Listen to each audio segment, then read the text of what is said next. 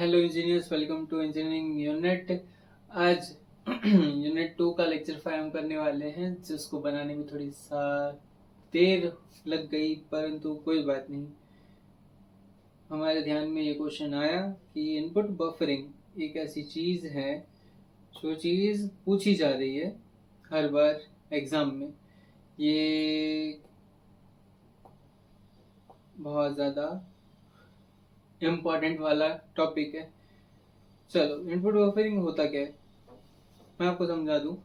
ये lexical analysis में एक कैरेक्टर को पढ़ना बहुत ज़्यादा lengthy and time taking task बन जाता है, पर अपना जो कंपाइलर है उसके लिए इस चीज़ को शॉर्ट करना बहुत ज़्यादा इम्पोर्टेंट टास्क बन जाता है, जिस वजह से ये एक इनपुट बफरिंग चीज़ें बनाई गई है, single buffer and double buffer. In compiler design during lexical analysis phase, input buffering is used to efficiently read character from source code, since reading one character at a time shows is slow. बस जैसे कि मैंने आपको बताया, एक एक character पढ़ना slow कर देता है प्रोसेस को, इसलिए इनपुट बफरिंग को इंट्रोड्यूस किया गया। Buffering improves performance by minimising disk input output. अभी डायरेक्ट डिस्क से चीजें उठाने की जगह पे अपना जो कंपाइलर है वो एक बफर से चीजें उठाएगा, तो वो ज्यादा इजी रहेगा। There are two types of buffering, single buffering and double buffering.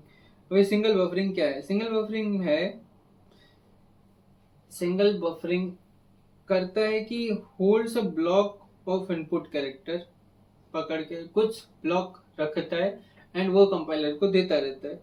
Characters are read one at a time.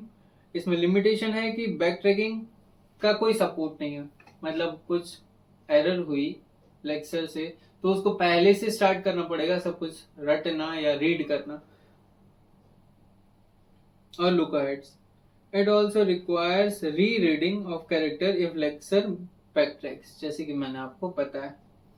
अभी डबल बफरिंग, डबल बफरिंग के लिए पहले ये डायग्राम देखते हैं। देखो, ये है डबल बफर का डायग्राम, जिसमें दो बफर है, एक B1 एक B2। अब इन B1 और B2 की लेंथ दोनों इक्वल रहेगी। ओके, इन दोनों की लेंथ इक्वल रहेगी। अब जो B1 है वो उसका काम है कि वो प्रोसेस्ड होगा, ठीक है, वो धीरे धीरे धीरे धीरे प्रोसेस होता जाएगा। एंड B2 का काम है कि वो फिल होता जाएगा, पीछे से चीजें इसमें फिल होती जाएगी और B1 प्रोसेस होता जाएगा, जिससे ये टास्क इजी हो जाएगा। अब ये जो x है वो स्टार्टिंग पॉइंट है और ये रीड होगा एंड पॉइंट तक, यहां तक। अब एंड पे एक कैरेक्टर है EOF, okay, end of file. ये एक कैरेक्टर है, सेंटिनल कैरेक्टर है।